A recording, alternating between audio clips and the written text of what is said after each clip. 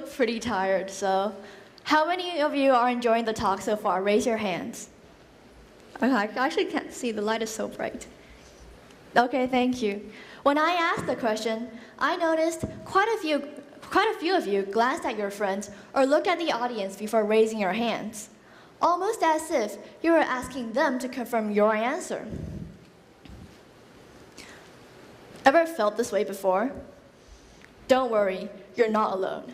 Because according to a group of Taiwanese professors, over 70% of Taiwanese students don't interact with the teacher in class. When the teacher pitches us a question, we try to dodge it. And when this question dodging phenomenon gets too obvious, the classroom may get uncomfortably quiet. Then naturally, even fewer people will raise their hands in class.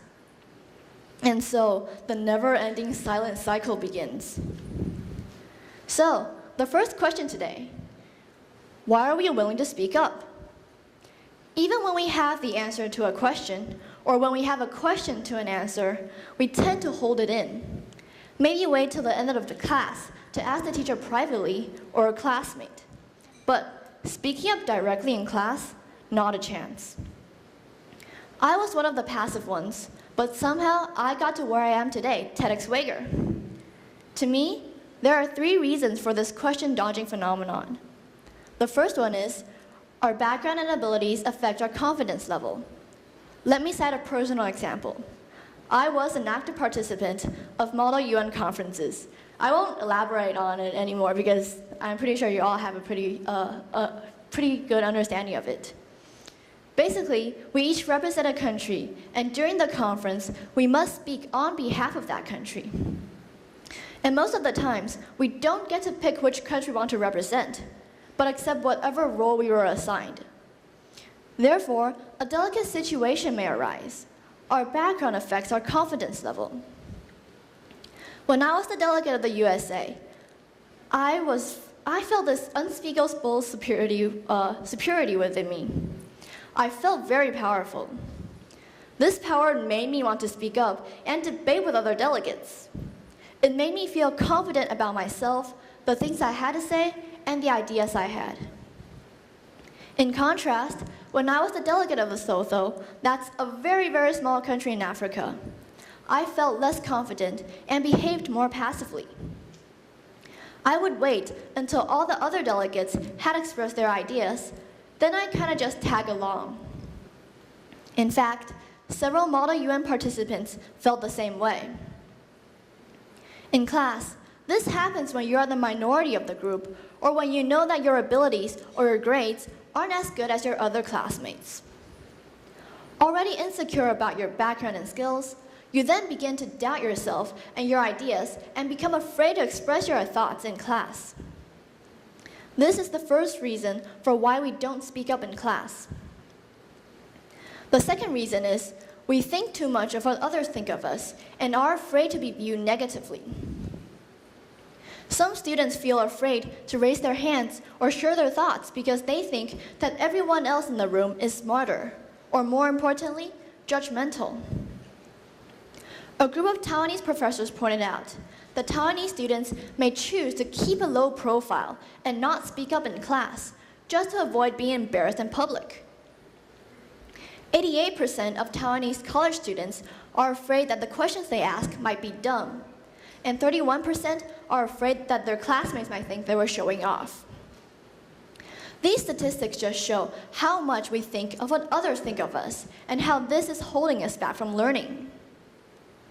When I asked a friend why he wouldn't want to answer questions in class, he told me, even if we get the answer correct, our classmates wouldn't think we were smarter. Neither would we get any substantial benefits.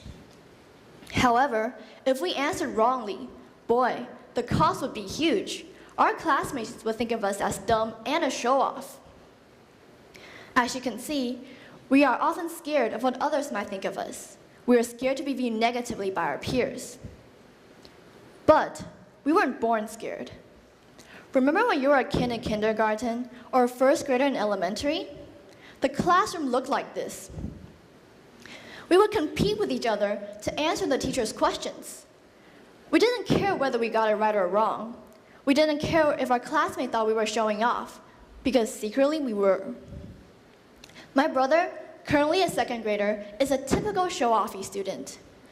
He is always eager to speak up because he thinks he's the smartest kid in class, even when his grades tell a different story. So, where in the world did he get all that confidence from? Thus, I started digging into his dirty little secret of confidence. As it is, my brother is the youngest child in our family, rarely compared with others. Naturally, he grew up more confident, boosted by compliments and encouragements. Children usually start out like this, confident and unafraid of the world, not caring what others thought of them. So, we weren't born scared. We were taught to be scared. This comes to my third reason for why we don't speak up in class. Our education system. Our education system is more teacher-oriented. The teacher teaches, and we write down what we hear. Very seldom do we challenge the teacher or doubt what we're taught. This January, I met some friends from Beijing. We were listening to a professor's lecture, and during the Q&A session at the very end, it was the questions that we asked that really showed the learning difference between Taiwanese students and Beijing students. Our questions were mainly focused on what the professor thought of a certain theory or his interpretation. The students from Beijing, nonetheless, questioned the professor's theories while at the same time bringing up their own side of the argument to the topic. After chatting with them, we detected several differences in study styles. The first one is, their test questions are mainly open questions whose answers you have to elaborate on. Open questions, or essay questions, aren't just used to torture students, but they also provide you the chance to think rather than memorize. Unlike the one correct answer questions we get here, essay questions mean that there is no direct right or wrong. When our life consists of too many single answer questions, slowly we become more afraid to make mistakes and therefore more unwilling to speak up. So even though open questions are annoying, maybe in the long run, these bothersome questions can really help us to speak up. And two, they do experiments, a lot of experiments. To them, chemistry classes aren't just books and pencils and teacher saliva. Instead, they really get to go into the lab and conduct the experiment on their own. When was the last time you went to the lab and tried out a formula that you learned? I personally can't remember. Here's a phrase I really like. Tell us, we forget. Show us, we remember. Involve us, we understand. Another example is when I went to England for a study tour. In my class, there were students from Russia, Hungary, Croatia, and Italy, and of course me from Taiwan. One thing I noticed was the eagerness in every one of them. The first day of class, I was reluctant to speak up, not because I had nothing to say, but because here in Taiwan, I was used to pure listening to lectures. Well, that wasn't the case with my classmates from England. They elaborated on their answers and came up with questions that often brought the class to discussion. And through our heated discussions, all of us got a better understanding of the topic. This is what our education system is lacking in. At school, we work as individuals. Seldom do we have class discussions or group work. And therefore, we lose the chance to acquire the skills gained for working as a team. In class discussions, it may take time for a person to share his or her thoughts with the class, and being able to help the teammates understand those ideas is a real challenge. Explaining a theory and effectively stating a point is never easy, but this training will definitely improve his or her communication skills. Functioning from a learner to a teacher helps a person become more active and more confident. The above-mentioned reasons were the reasons why I myself felt unwilling to speak up. And here's how I overcame those barriers. The first one, turn your seemingly disadvantaged background into your advantage. When I was studying in the States back in elementary, I was the only Asian in my class, and that made me feel very scared to speak up. However, I gradually realized that because I grew up in a different environment from theirs, I often thought of ideas they couldn't. For example, I thought of the idea of selling shaved ice instead of the old American popsicle for a school fair. And it turned out to be a hit because it was a brand new sensation for them. If I hadn't brought up this idea, our class wouldn't have had such a success. Because you were brought up differently, you think differently. And that different voice is the one society really wants and needs to hear. So turn your disadvantage into your advantage.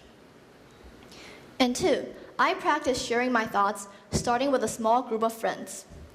Start with a group you know who won't judge you for your opinions. Practice logicalizing and explaining your theory for them to understand.